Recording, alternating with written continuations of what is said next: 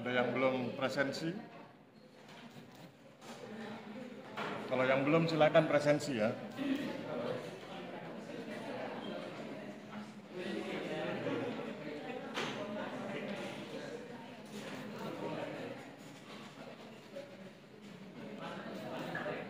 Siapa yang belum presensi?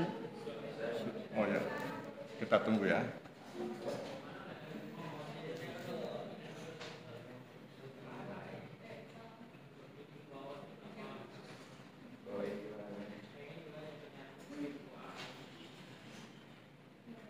Oke, sudah. Ya, kita mulai. Assalamualaikum warahmatullahi wabarakatuh.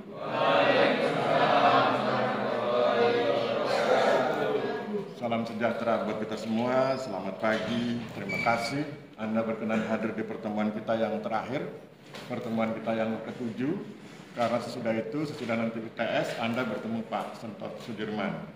Dari saya, Anda belajar tentang metode penelitian kualitatif, dari Pak Sentot, Anda belajar metode penelitian kuantitatif. Kalau Anda berkenan menggabungnya menjadi mixed method, itu nanti mirip disertasinya AHY ya. Saya sudah posting di WA Group ya, tentang ujian terbukanya AHY. Siapa di antara Anda yang mewakili mahasiswa ikut hadir di sana? Oke ya, lihat suasananya ya.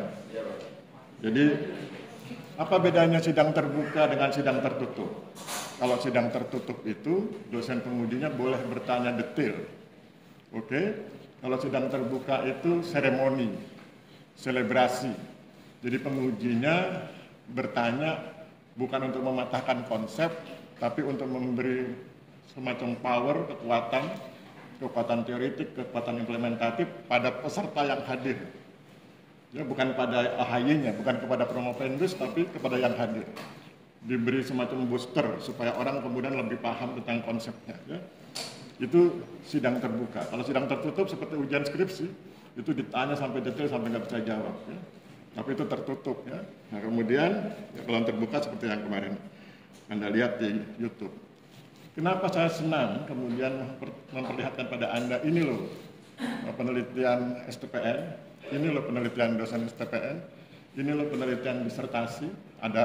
Saya pernah posting Desi Ratnasari, saya posting AHY. Kenapa? Karena saya ingin Anda melihat wawasan yang lebih luas. Bahwa kalau berpikir tentang penelitian, bukan cuma berpikir tentang skripsi, penelitian itu maknanya luas. Kenapa itu penting buat Anda? Saya pernah ngobrol dengan teman-teman dari kampus lain. Mereka bilang begini, Pak Aris sudah nulis buku? Saya bilang sudah. Terus saya perlihatkan bukunya, saya bilang kalau mau beli silahkan. Terus kemudian dia bilang begini, Pak Aris ngajarnya di mana di STPN. Kemudian levelnya S1 ngajarnya. Terus dia bilang, apakah buku Pak Aris ini bisa saya gunakan untuk menyusun disertasi? Saya bilang bisa karena itu ilmunya, bukan SK panduan penulisan skripsi. Jadi buku saya itu bicara tentang ilmu metode penelitian kualitatif, bukan tata cara membuat skripsi di STPN. Nah kalau itu ilmunya berarti bisa untuk tesis, bisa untuk disertasi. Beberapa sahabat, beberapa kepala kantor di daerah yang sudah doktor, sebagian menggunakan buku saya untuk bahan referensi disertasinya. Itu saya ingin tunjukkan pada Anda, itu loh kekuatan ilmu. Jadi ilmu itu tidak dikotak-kotak dengan skripsi, tesis, disertasi.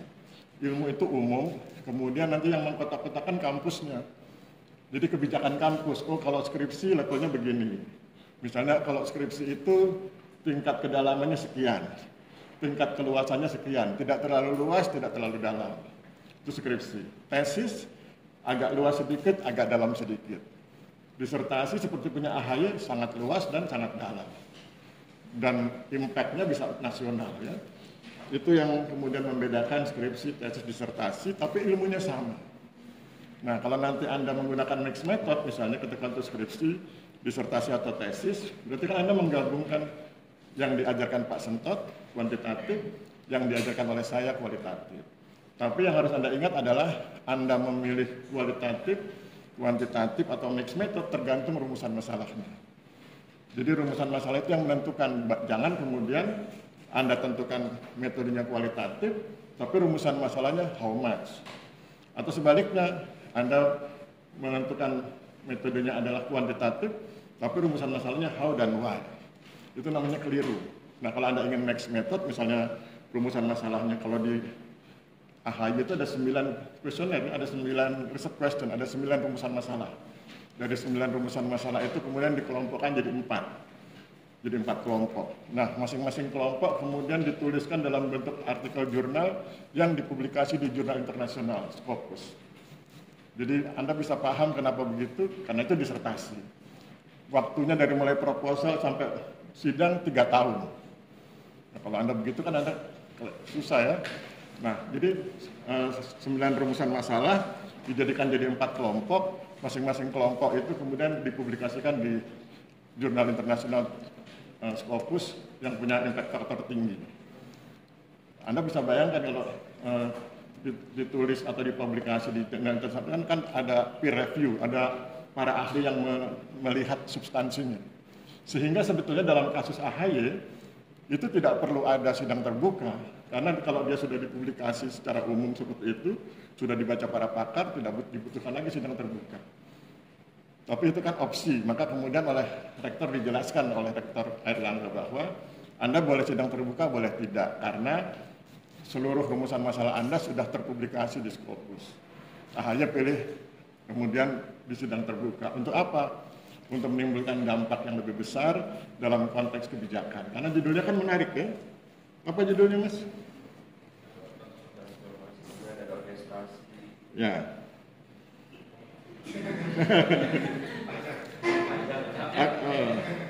Judulnya itu kepemimpinan ya. Jadi isunya adalah leadership. Anda bisa lihat. Jadi saya ingin tunjukkan pada Anda bahwa apapun isunya itu bisa dikaitkan dengan agraria. Ada anak-anak yang MBKM itu sebagian telepon saya, ada yang WA, dia bilang, Pak Aris, saya ingin meneliti tentang gabah. Karena dia bilang dia posnya di dekat orang ngolah gabah. Terus bagaimana Pak Aris menghubungkan gabah ini dengan agraria supaya kemudian bisa jadi skripsinya STPN? Saya bilang gampang, pertama tulis pengolahan. Saya bilang kalau gitu perhatikan pointernya, saya bilang. Pertama tulis yang kamu suka, pointernya kan gabah, kan? Pengolahan gabah. Kedua, supaya nyambung dengan STPN, tulis pemberdayaan tanah masyarakat. Oke, ketiga tulis lokasinya. Terus kemudian tujuannya apa? Tujuan pemberdayaan untuk akses, tulis, tinggal pointernya kemudian digabung. Akhirnya kemudian muncul rumusan pengolahan gabah melalui pemberdayaan tanah masyarakat dalam rangka akses reform disebut nama desanya bla bla bla gitu. Jadi gitu ya, nanti kalau Anda MBKM juga gitu, nanti kalau Anda MBKM, Anda punya ide, WA ke saya. Nanti saya respon. Jangan nelpon, karena kalau nelpon kan saya kadang-kadang lagi ngomong di luar, atau lagi makan gitu ya. Kalau WA kan saya punya kebiasaan tuh setiap sekian jam saya lihat WA-nya. Kalau kemudian ada yang WA seperti itu, saya langsung respon. Biasanya teknik saya begitu. Tentukan pointernya. Sudah dapat pointernya, rumuskan judulnya. Sudah ketemu judulnya, saya tanya, kamu suka kuantitatif atau kualitatif? Saya suka kualitatif, Pak Aris. Kalau gitu bikin rumusan masalah yang menggunakan why dan how. Terus begitu sampai kemudian jadi proposal singkat. Ya ada judul, ada rumusan masalah, kemudian ada teori yang akan digunakan, kemudian metode. Itu namanya proposal singkat ya. Nah, bicara tentang proposal saya jadi ingat UTS ya. Berkaitan dengan UTS, pertama waspadai pencekalan. Jadi perhatikan jangan sampai ada di antara Anda yang dicekal. Waspadai pengumuman AAK. Jangan sampai ketika Anda mau masuk ruangan nggak boleh masuk karena dicekal. Kemudian kalau terlanjur dicekal, coba periksa. Introspeksi diri di bagian mana kesalahannya bisa diperbaiki nggak. Kemudian kalau ingin memperbaiki, maksudnya ini keliruannya ada di mana gitu. Koordinasi dengan Komkes, nanti Komkes koordinasi dengan saya. Nanti saya koordinasi dengan AAK. Jadi Anda, Komkes, saya, AAK. Itu dalam hal pencekalan. Terus yang kedua dalam hal UTS. UTS-nya kan open book ya. UTS-nya open book, tugas Anda bikin proposal. Waktunya 2 jam. Jadi kalau sampai Anda berhasil kan hebat itu. Saya akan promosi di dewan dosen itu. Kan STPN punya dewan dosen dan saya anggota senat. Saya akan promosi di dewan dosen, saya akan promosi di senat STPN bahwa mahasiswa STPN mampu membuat proposal dalam waktu 2 jam.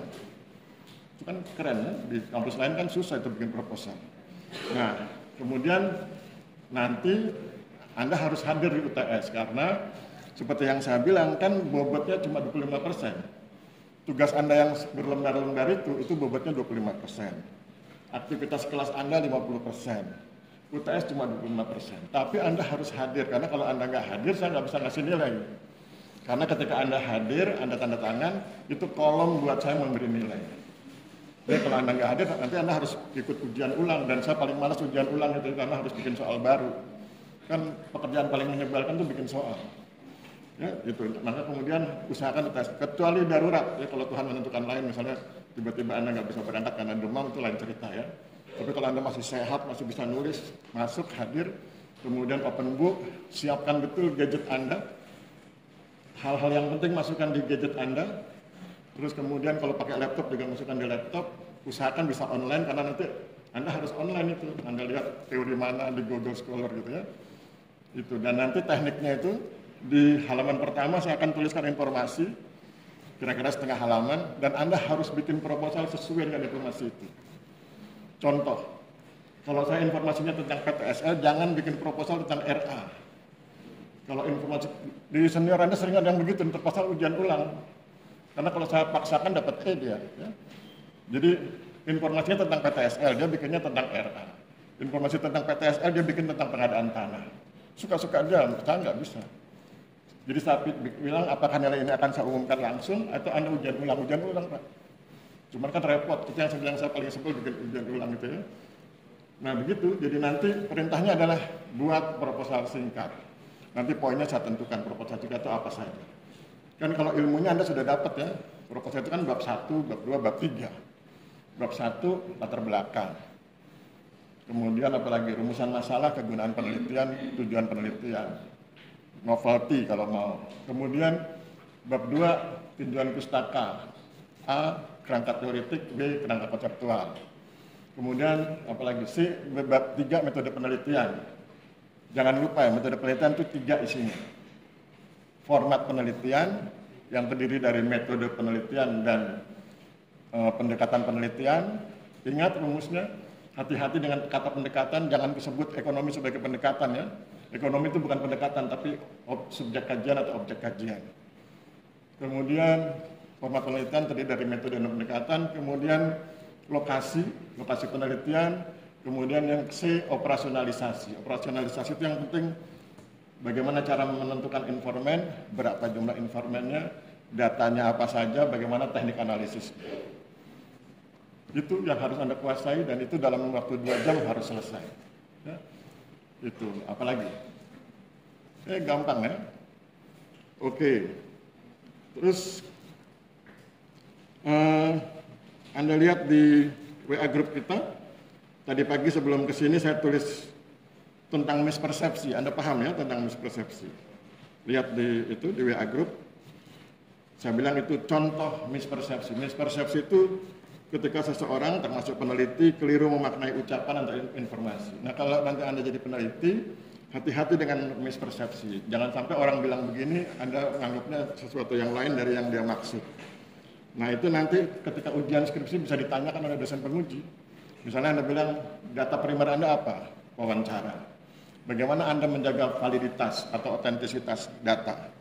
Anda bilang, saya punya informan kunci dan saya punya informan penguji. Siapa informan kunci, siapa informan penguji. Kemudian bagaimana cara Anda menjaga agar tidak terjadi mispersepsi. Nah itu yang harus hati-hati. Nah cara menjaganya adalah mengkonfirmasi. Kalau itu istilah baru atau istilah lokal yang seringkali tidak Anda pahami, ada tekniknya konfirmasi. Tanyakan pada 2 atau 3 informan hal yang sama agar kemudian Anda mendapat pengertian semacam resultan ya. Semacam elaborasi dari sekian banyak konsep yang disampaikan oleh informan. Itu cara mencegah mispersepsi. Oke ya, Anda sudah baca di WA itu ya. Terus apa lagi? Terus kemudian tadi masalah AHY sudah ya. Jadi AHY itu disertasinya menggunakan mixed method. Campuran antara kualitatif kuantitatif. Jadi tadi bercandanya di kami kan dosen suka bercanda. Jadi bercandanya itu bilang, kalau gitu cocok itu metodenya Pak Aris plus Pak Sentot gitu ya. Kan gabungan mixed method. Kemudian beliau menggunakan itu ya, dan kemudian apalagi ada yang saya pikir keren ya, tentang orkestrasi sumber daya manusia. Saya ingin jelaskan pada Anda bahwa Anda sangat tidak saya sarankan, atau bahkan saya bilang tidak boleh menggunakan pendekatan grounded research. Grounded research itu kan pendekatan yang menganggap bahwa Anda datang ke lapangan tanpa membawa teori karena Anda berpandangan teorinya belum ada. Itu yang saya larang. Kenapa? Karena kalau Anda bilang belum ada, saya akan tanya berapa buku yang sudah Anda baca. Bahkan di kalangan para dokter aja mereka masih diwanti-wanti untuk tidak menggunakan itu. Tapi kalau pun menggunakan diizinkan karena mereka kemungkinan sudah baca sekian banyak buku. Nah, AHY aja tidak menggunakan grounded research.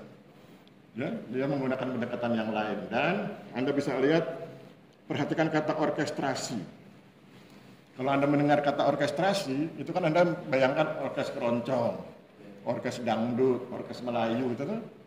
Nah, tapi coba kemudian Anda klik kata orkestrasi di Google Scholar, banyak ceritanya.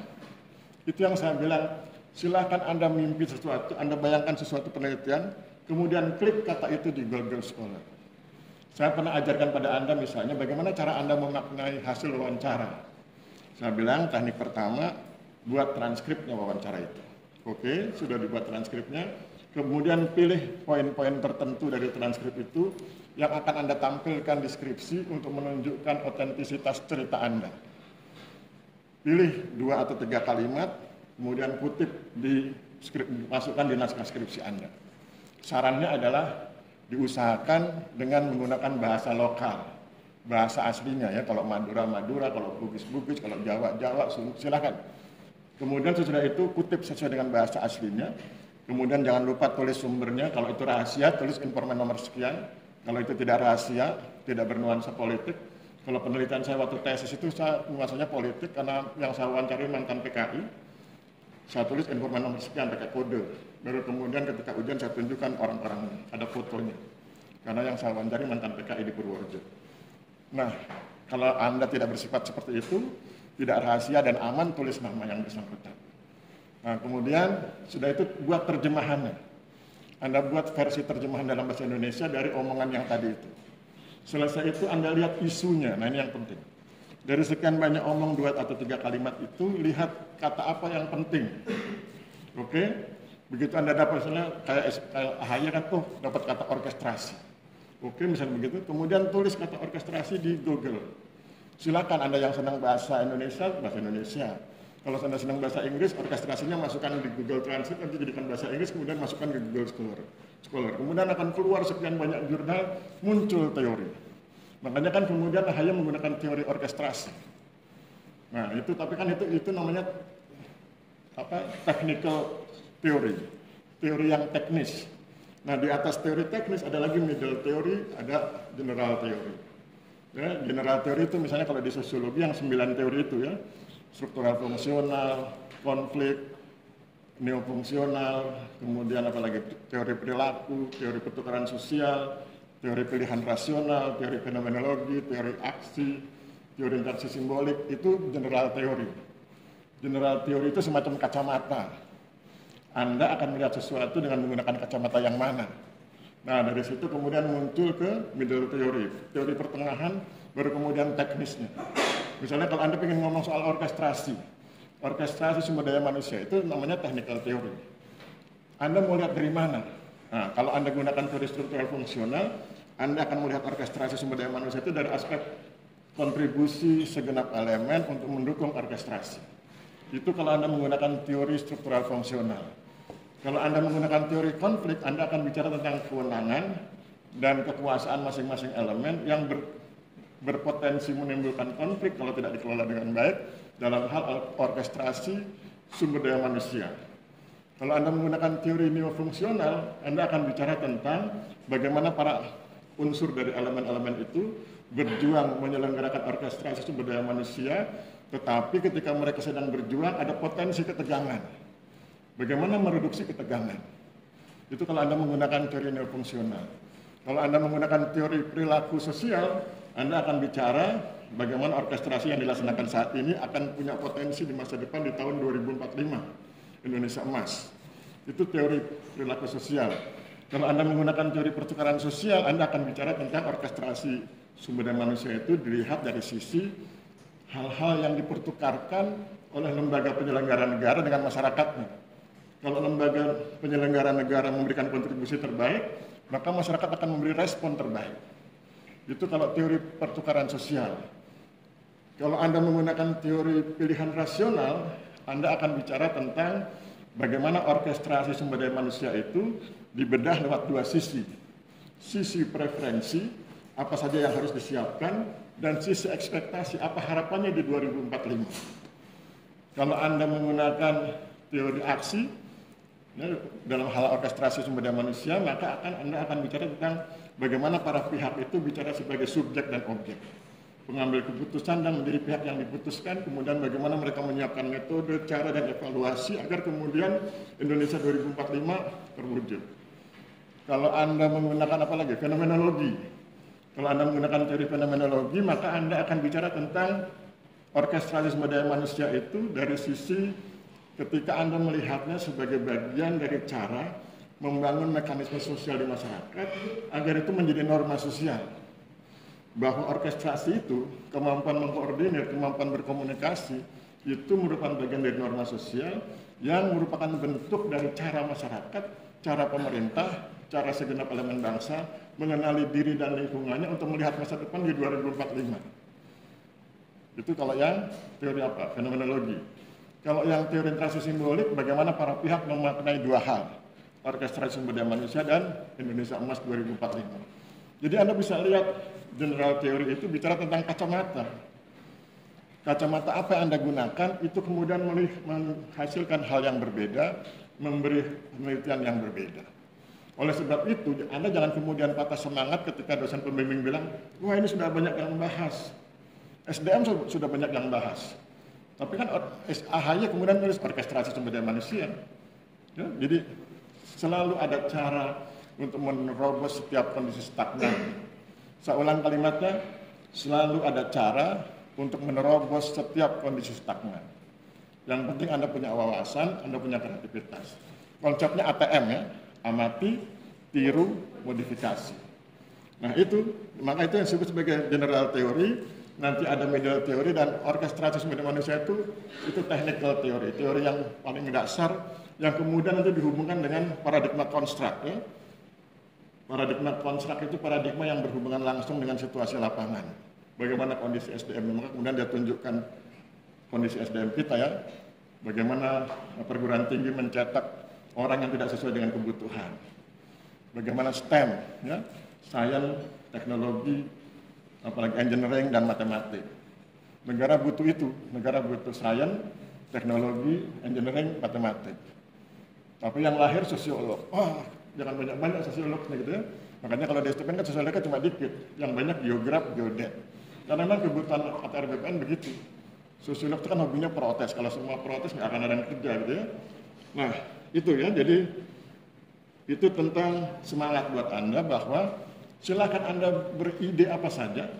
Kalau Anda bingung WA saya akan tunjukkan bahwa ide Anda itu hebat. Saya ulang kalimatnya, silakan Anda bikin ide apa saja dalam konteks skripsi. Kalau Anda bingung WA saya akan tunjukkan bahwa ide Anda itu hebat. Tadi kan saya sudah dapat contoh ya, gabah. Itu kalau orang, gabah skripsinya. Saya bilang itu ide yang hebat, tinggal nanti dicarikan teori yang hebat. Ya, banyak teori hebat itu ya di Google Scholar. Itu. Nah sekarang terakhir, saya ingin ajak Anda membahas laporan penelitian saya yang tahun 2024. Bukan membaca semua, karena semuanya lebih dari 110 halaman. Saya akan ajak Anda melihat daftar isi ya, supaya nanti kemudian Anda paham sistematikanya. Karena bagi saya sistematika itu penting ya. Apa yang membedakan seorang sarjana dengan bukan sarjana? Seorang sarjana berbicara sistematis, yang bukan sarjana cenderung tidak sistematis. Saya gunakan kata cenderung karena ada orang yang ditakdirkan berbeda oleh Tuhan ya. Ada orang yang bukan sarjana tapi oleh Tuhan diberi kemampuan yang hebat ya. Tetapi kalau sarjana itu kan dibentuk, kalau mereka dilahirkan. Ya. Oke, yuk kita lihat daftar isinya. Bab 1 pendahuluan, Anda sudah paham pendahuluan itu ya. Itu bicara tentang latar belakang. Latar belakang itu Anda harus tunjukkan bahwa penelitian Anda itu penting. Bagaimana cara menunjukkan penelitian Anda itu penting? Caranya adalah Anda jelaskan berbagai kata-kata penting di judul itu dan tunjukkan bahwa ada beberapa penelitian yang membahas itu tapi belum selesai. Ya, Anda tunjukkan bahwa ada beberapa penelitian yang membahas isu yang sama dengan Anda tapi belum selesai atau belum sampai pada isu yang lebih detail sebagaimana yang Anda maksudkan. Itu cara menjelaskan tentang pentingnya penelitian Anda dan itu masuk di latar belakang. Sekaligus itu menjadi penjelasan tentang alasan Anda melakukan penelitian dengan judul itu. Kemudian rumusan masalah ya. Kalau rumusan masalah Anda sudah harus tahu bedanya. Kalau Anda gunakan kualitatif, rumusan masalahnya adalah why dan how. Mengapa dan bagaimana.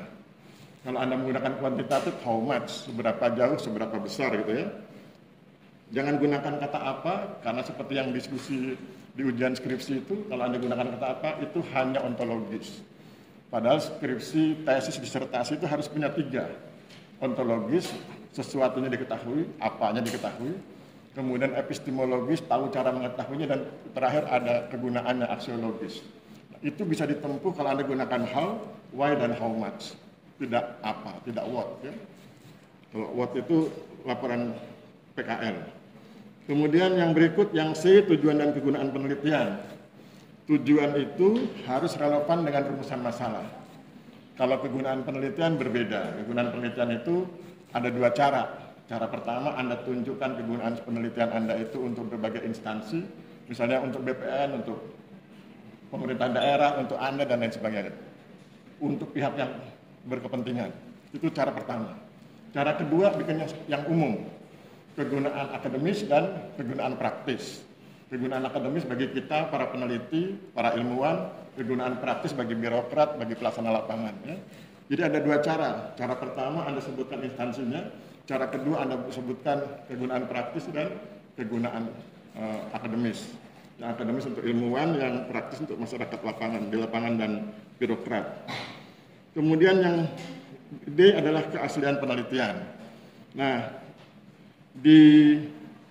kalau Anda perhatikan disertasinya AHY, dia menggunakan kata novelty. Ya. AHY menggunakan kata novelty, itu bicara tentang kebaruan. Bahwa penelitian AHY itu baru dibandingkan penelitian-penelitian yang lain. Ditunjukkan aspek kebaruannya. Nah, kalau ini kan yang saya lakukan penelitian dengan menggunakan panduan penelitian dosen yang diterbitkan oleh STPN. STPN menggunakan kata keaslian penelitian. Jadi saya harus tunjukkan bahwa penelitian saya ini asli, bukan hasil plagiasi. Maka kemudian saya tunjukkan beberapa penelitian yang mirip baik di Indonesia maupun di luar negeri, yang kemudian ternyata berbeda dengan saya. Jadi sebetulnya sama aja dengan novelty ya. Cuman bahasanya STPN adalah keaslian penelitian. Seperti yang saya selalu bilang ya, tiap kampus punya kewenangan menentukan cara. Sama seperti Erlangga itu, dia bilang kalau Anda sudah dipublikasi rumusan masalahnya, Anda tidak perlu sidang terbuka. Kalau Anda ingin sidang terbuka silakan, tapi itu namanya opsi, pilihan. Ya. Di UGM juga gitu, di UGM itu kalau disertasi Anda sudah dipublikasi di jurnal internasional, Anda tidak perlu sidang terbuka. Tapi kalau Anda belum dipublikasi, Anda wajib sidang terbuka. Di IPB juga gitu, jadi hampir mirip ya. IPB, UI juga mungkin sama. Di kampus-kampus besar begitu ya, jadi kalau sudah dipublikasi di jurnal internasional tidak perlu sidang terbuka. Tapi kalau sidang tertutupnya wajib, karena dosen penguji wajib mengetahui kelemahan dan keunggulan skripsi, tesis, dan disertasi. Oke, kita masuk ke bab 2. Kalau secara keilmuan, ini ilmunya ya. Kalau secara keilmuan, bab 2 itu adalah literatur review. Yang bahasa Indonesia adalah tinjauan pustaka. Terdiri dari 2, ya, theoretical framework, kerangka teoretik, dan conceptual framework. AHY menggunakan kata conceptual framework ya. Conceptual framework itu kerangka konseptual yang kemudian oleh STPN atau kampus-kampus lain diterjemahkan menjadi kerangka pemikiran. Itu ilmunya. Tetapi kemudian panduan yang ada di STPN untuk dosen beda lagi, ya, yaitu bab 2 itu tinjauan pustaka dan landasan teori serta kerangka konseptual. Kalau di kalangan mahasiswa kalau nggak salah tinjauan pustaka dan landasan teori, kira-kira begitu. Tapi nanti Anda lihat ya, karena saya nggak begitu hafal ya. Jadi kalau saya bimbing saya cuma lihat panduannya kemudian saya cocokkan. karena saya fokusnya di substansi ya, di substansi dan metode. Itu, dan kemudian saya kan harus menyesuaikan. Nah, pertanyaannya adalah apa yang dimaksud dengan tinjauan pustaka dalam versi STPN? Yang dimaksud tinjauan pustaka dalam versi STPN adalah kerangka teoritik. Ya, jadi kerangka teoritiknya itu disebut tinjauan pustaka kalau di STPN. Dalam beberapa kesempatan di kalangan para dosen sudah saya sampaikan kritik bahwa kerangka teoritik itu tentu tinjauan pustaka karena tidak ada kerangka teoritik tanpa tinjauan pustaka. Tapi itulah ya, itu seleranya STPN. Jadi di sini kan ada, ya, Anda perhatikan huruf A itu, daftar isi, huruf A, di bahan yang saya posting di WA Group, yang hasil penelitian saya, tinjauan pustaka ya, 1, sumber daya dan reforma agraria, 2, resiprositas multi pihak, 3, kesejahteraan masyarakat. Itu adalah kerangka teoritik. Itu adalah bagian dari judul ya. Anda lihat judulnya kan resiprositas ya. Jadi ada resiprositas multi pihak, ada kesejahteraan masyarakat. Karena judulnya menyebut itu. Judulnya menyebut resiprositas, menyebut kesejahteraan masyarakat, dan menyebut akses reform. Maka kemudian di situ saya tulis sumber daya dan reforma agraria. Akses reform itu saya letakkan di huruf angka 1 karena dia adalah bagian dari reforma agraria. Ya, itu tinjauan pustaka. Nah, kemudian yang B itu landasan teori. Nah, landasan teori ini sebetulnya kalau untuk Anda tidak perlu dalam perspektif ilmu ya, dalam perspektif ilmu. Karena sebetulnya kalau Anda sudah menulis kerangka teoritik, sudah ada teori di situ. Sebetulnya tidak perlu. Jadi ini seperti jumbuh. Tapi kan tadi saya sudah bilang, STPN menganggap kerangka teoritik itu tinjauan pustaka. Oke, saya masukkan kerangka teoritik. Kemudian yang B, kenapa harus ada landasan teori? Ini adalah bagian dari kewajiban peneliti tingkat lanjut. Saya kan lektor kepala, associate professor, jadi saya wajib membuat apa yang disebut sebagai state of the art. Seni menyatakan. Jadi kalau Anda belajar sesuatu, awalnya dia itu keterampilan, kemudian jadi pengetahuan, kemudian jadi seni. Jadi menulis itu seperti sebuah kesenian. Ketika saya sedang menulis buku itu saya sedang berkesenian. Nah, ilmu itu juga begitu ya. Kalau Anda sudah sampai di level lanjut, ilmu itu jadi seni ya. Maka kemudian disebut sebagai state of the art. Seni menyatakan sesuatu atau seni menjelaskan sesuatu. Bagaimana caranya? Maka Anda harus bicara dari yang paling abstrak sampai yang paling konkret. Kalau di metode penelitian, Anda mulai dari bicara yang filosofi, kemudian masuk ke paradigma teoritik, silakan pilih teorinya, silakan pilih ilmunya. Anda geografi berarti pendekatan geografi, Anda suka geodesi berarti pendekatan geodesi. Kemudian dari situ masuk ke paradigma konstruk. Paradigma konstruk itu paradigma yang ada di lapangan. Kalau Anda ngomong RA, reforma agraria, itu kan ada di lapangan. Ada aset reform, ada akses reform, ada regulasi dan lain sebagainya. Nah, begitu ya, itu bagian dari bagaimana kita menjelaskan dari yang abstrak sampai yang konkret. Nah, mari kita lihat di naskah saya ya. Saya mulai dari paradigma. Paradigma itu kan abstrak ya. Paradigma perilaku.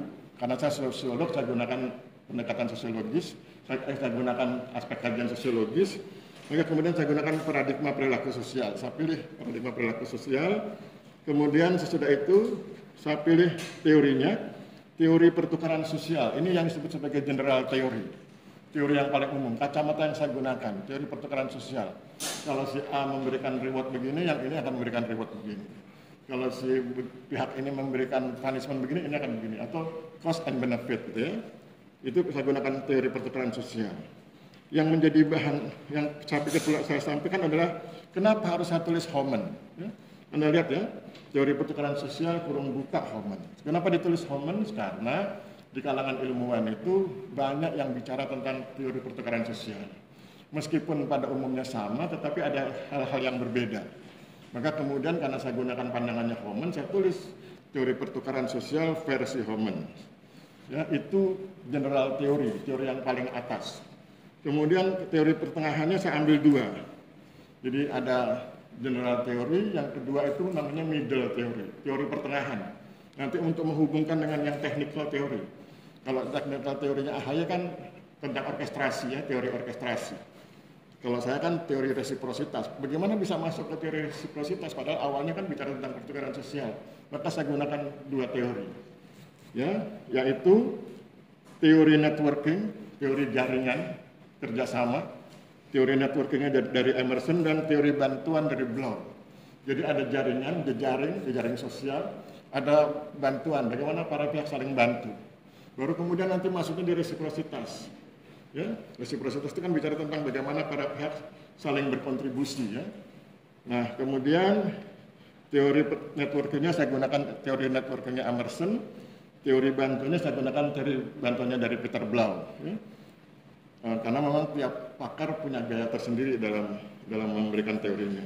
Kemudian sesudah itu baru masuk teori yang paling teknis, yaitu teori resiprositas dari Polanyi. Kalau AHY kan teori orkestrasi, atau ya teori resiprositas. Baru sesudah itu masuk kerangka konseptual itu kerangka pemikiran. Letakkan rumusan masalahnya, kemudian jawab dengan menggunakan teori dan kerangka teoretik. Itu selesai tinjauan pustaka bab 2, kita masuk ke bab 3. Bab 3 itu metode penelitian. Tadi saya sudah bilang ya, ada 3 hal penting dalam metode penelitian, yaitu format penelitian, terdiri dari 2, metode dan pendekatan. Kemudian lokasi, kalau berkaitan dengan lokasi, jelaskan bahwa lokasi Anda itu relevan dengan judul Anda. Kalau dalam konteks saya, lokasi itu saya pilih karena di lokasi penelitian saya itu ada 2 peristiwa yang berbeda. Ada konflik terbuka dan ada konflik tertutup. Konflik terbuka antara masyarakat dengan pihak perkebunan, itu kemudian solusinya adalah disidangkan di pengadilan. Yang konflik tertutup antara masyarakat dengan etnis Tionghoa. Itu diselesaikan secara baik-baik oleh mereka intern, kemudian semacam diformat begitu oleh sekretaris desa, kemudian dilaporkan ke kantor petanahan. Oleh kantor petanahan setelah diketahui bahwa mereka berdamai, kemudian disediakan konsep redistribusi. Yang terbuka juga begitu. Yang terbuka sesudah ada inkrah dari pengadilan, baru kemudian dilaksanakan redistribusi. Jadi solusinya sama, redistribusi, tapi yang satu terbuka, satu tertutup konfliknya. Itu alasan kenapa saya pilih lokasi itu. Jadi Anda juga harus begitu ya. Jadi pilih lokasi dengan alasan relevan dengan judul. Kemudian operasionalisasi, tadi saya sudah jelaskan. Yang penting siapa informannya, berapa jumlahnya, bagaimana cara memilih informan, bisa snowball, bisa purposive. Yang penting jangan acak, karena kalau acak itu kuantitatif.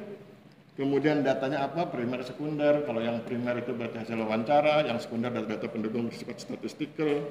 Kemudian ada yang penting juga mengenai teknik dan instrumen. Teknik itu caranya, instrumen itu alatnya. Tekniknya ada 3 ya. Teknik itu dokumentasi, berkaitan dengan literatur. Kemudian ada observasi, Anda lihat ke lapangan, dan ada wawancara. Jadi wawancara, dokumentasi, observasi itu tekniknya. Alatnya beda lagi, instrumennya beda. Kalau wawancara, kalau level saya gunakan interview guide. Kalau level Anda gunakan kuesioner terbuka. Kalau observasi dan dokumentasi gunakan alat pencatat. Ya. Instrumennya beda. Jadi itu bedanya antara teknik dengan instrumen. Kemudian teknik analisisnya, tematik analisis ya, setiap isu dianalisis. Anda sudah paham tekniknya kemarin, sudah beberapa pertemuan saya sampaikan. Kemudian yang terakhir definisi operasional. Anda definisikan kata-kata penting yang ada di judul atau yang berkaitan dengan penelitian Anda, agar kemudian dengan berbekal definisi itu Anda bisa mengamati di lapangan. Ya, jadi dengan berbekal definisi itu Anda bisa mengamati di lapangan. Jadi apa unsur-unsurnya ada di lapangan. Apa itu resiprositas? Oh, resiprositas adalah apa gitu, bla bla bla. Nah, bla blanya itu bisa diamati di lapangan. Ya, itu. Kemudian masuk bab 4. Kalau di STPN bab 4 itu gambaran umum wilayah di kalangan mahasiswa, di kalangan kami diberi kebebasan mau ditulis gambaran umum wilayah boleh, ditulis potensi wilayah juga silakan. Jadi saya tulis potensi wilayah. Kemudian bab 5, bab 6, bab 7, bab 8 sampai dengan bab 9 itu jawaban atas rumusan masalah. Jadi setiap rumusan masalah saya selesaikan dalam satu bab. Ya, misalnya bab 5, bentuk asas reform, itu ada di rumusan masalah. Bagaimana bentuk asas reform, saya jelaskan dalam satu bab.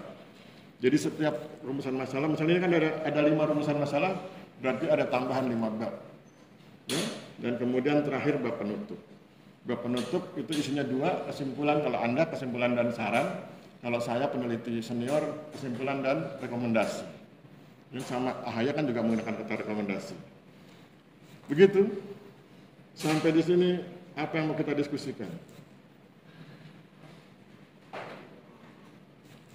Menurut Anda gampang atau susah? Gampang loh. Siapa yang bilang susah? Kalau bilang susah datang ke ruangan saya. Kita diskusikan mana yang susah. Nggak ada yang susah ya. Yang penting tadi saya bilang. Nanti pengalaman nanti kalau Anda MBKM, silakan Anda MBKM dimanapun sesuai selera Anda. Kemudian silakan Anda amati apa yang ada di lokasi MBKM. Kalau memang Anda ingin penelitian di situ ya. Kalau Anda ingin penelitian lain silakan. Kemudian ceritakan ke saya, Pak saya suka ini. Silakan tulis di WA saya itu apa yang Anda sukai dari situasi itu. Nanti saya akan tunjukkan, oh itu yang begini caranya, itu judulnya ini. Ya, pokoknya saya akan buktikan pada Anda bahwa ide apapun yang Anda miliki itu ide yang hebat. Dan saya sanggup gitu ya, membuat ide Anda itu menjadi ide yang hebat. Yang penting Anda jangan mudah dipatahkan semangatnya oleh orang lain. Anda cuma gabah gitu kan. Jangan dibilang cuma. Karena nanti kalau itu dikemas baik-baik jadi bagus. Coba lihat AHY, orkestrasi, orkes dangdut, orkes Melayu. Nyatanya kan orkestrasi sumber daya manusia. Nyatanya keren ya, Anda dengarkan ya yang kemarin di YouTube itu. Begitu. Ya, jadi Anda harus percaya diri karena memang tugas saya itu memompa semangat Anda agar Anda percaya diri. Anda sudah dilatih public speaking, sudah kenal banyak teori, ya. Jadi harus percaya diri. Oke, sebelum kita bubar siapa yang ingin bertanya? Pasti nggak ada. Masa nggak ada?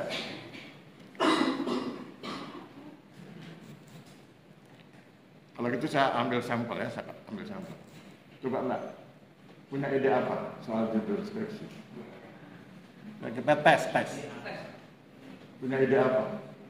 Mbak pengen penelitian di mana? Di Papua atau di sini? Di Jawa, di lokasi mana? Belum tahu. Jawa Tengah, Jawa Timur, Jawa Barat? Yang Mbak suka apa? Yang di Sleman. Di Sleman itu ciri khasnya dia, nah ini sekaligus saya cerita. Apa bedanya Sleman dengan Gunung Kidul gitu ya? Sleman itu daerah pertanian relatif subur. Oke, itu garis bawah ya. Sleman itu daerah pertanian relatif subur. Gunung Kidul daerah pertanian juga, tapi dengan tanda kutip. Karena kalau Anda bikin pertanian di Gunung Kidul harus ada etos kerja yang lebih tinggi, harus ada effort yang lebih besar. Dan kemudian tadi subur ya, Gunung Kidul kars. Maka kemudian situasi masyarakatnya beda. Orang-orang Gunung Kidul itu tipe perantau, dan karena dia tipe perantau, etosnya lebih tinggi dari Sleman. Sleman itu karena daerahnya subur, etosnya tidak melebihi etos kerjanya teman-teman di Gunung Kidul. Begitu. Nah, dengan kondisi dua masyarakat itu kan Mbak bisa tentukan. Berarti kalau Mbak ingin cerita soal Sleman, di bagian apanya gitu ya. Jadi begitu. Jadi Anda ngomong apa aja bisa ada konsepnya itu, ya. Begitu. Sudah ketemu belum? Yang menarik di agraria itu 4. Pengadaan tanah, reforma agraria, PTSL, layanan pertanahan. 4 itu. Datanya ada di kantor pertanahan. Kalau Anda nggak suka di kantor pertanahan, Anda bisa, kalau macam saya kan saya senangnya ke desa. Di desa apa aja ada, asal Anda berani wawancara aja. Mau ngomong soal teknologi, orang desa juga bisa teknologi. Tinggal kemudian Anda jelaskan teknologi apanya dulu. Misalnya Anda bilang, digitasi peta tematik. Di desa juga Anda bisa wawancarai. Nanti Anda tinggal jelaskan bahwa di desa itu dengan segala keterbatasannya, mereka akan mampu melakukan digitalisasi peta sepanjang diberi pelatihan. Jadi nanti judulnya apa? Pelatihan digitalisasi peta di desa X. Begitu. Nah itu cara menemukan ide. Jadi Anda ngomong apa saja jadi ide. Anda ngomong apa saja jadi judul. Kan kalau Anda baca buku-buku saya kan remeh-remeh ya judulnya. Anda main perpustakaan, ada 15 buku saya di situ. Judulnya kan remeh. Bahkan yang terakhir saya nulisnya tentang novel. Kisah cinta saya tuliskan dalam bentuk novel, tapi kemudian diformat dengan format Korea supaya nggak ketahuan. Kalau ketahuan kan nggak boleh, itu kan sama ya. Begitu, jadi itu cara kita menulis, cara kita berkarya ya. Oke, Kalau nggak ada pertanyaan, kita tutup ya. Terima kasih. Pertama tentu mohon maaf. Dalam 7 kali pertemuan kadang-kadang saya marah ya, tapi kalau saya marah karena saya cinta. Kemudian sesudah itu terima kasih Anda berkenan ketemu saya 7 kali, dan nasihat saya adalah tetap semangat karena Anda masih punya waktu sekitar 1,5, kan Anda masih 1,5 tahun ya, lebih malah mungkin ya. Nah, tetap semangat, dan saya ingin suatu saat nanti saya bisa menghadiri wisuda Anda di Pendopo. Ya, sebagai anggota Senat saya senang ketika saya duduk, saya lihat mahasiswa saya dilantik atau di wisuda, kemudian IPK-nya 3, sekian. Jadi usahakan IPK-nya 3, sekian. Saya pikir demikian, kita akhiri. Wabillahi taufiq wal hidayah. Wassalamualaikum warahmatullahi wabarakatuh. Salam sejahtera buat kita semua. Selamat siang dan terima kasih.